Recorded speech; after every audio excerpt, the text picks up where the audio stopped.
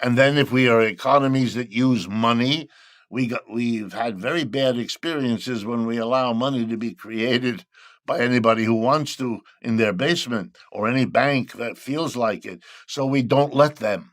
And we say the government alone has the authority to print the money, just like it says right there on the bill.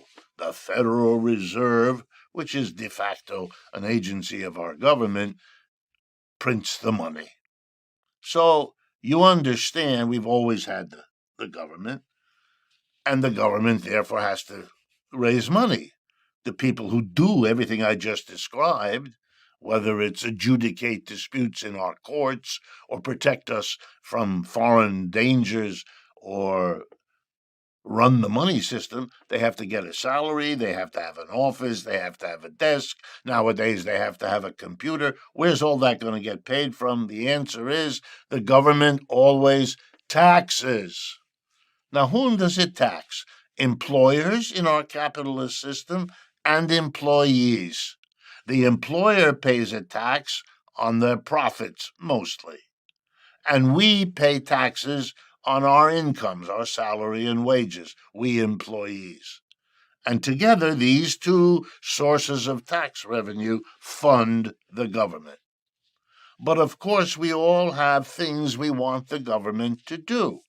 The employers want the government to have a navy and an army that will make sure nobody in the world interferes with what our corporations want to do to make money.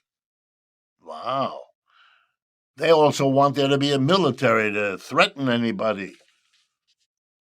A little while ago, the BRICS, which is now a group of countries that is more than half the population of this planet, had their meeting in Rio de Janeiro, and President Trump denounced them and threatened to impose tariffs on any country that was either in the BRICS or aligned, his word, with the BRICS.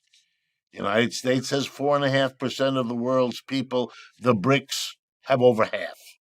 It's a little bit of the mouse roaring against the elephant, but in our country, with the hostility to the government that is always there, because remember, employers know they need the government,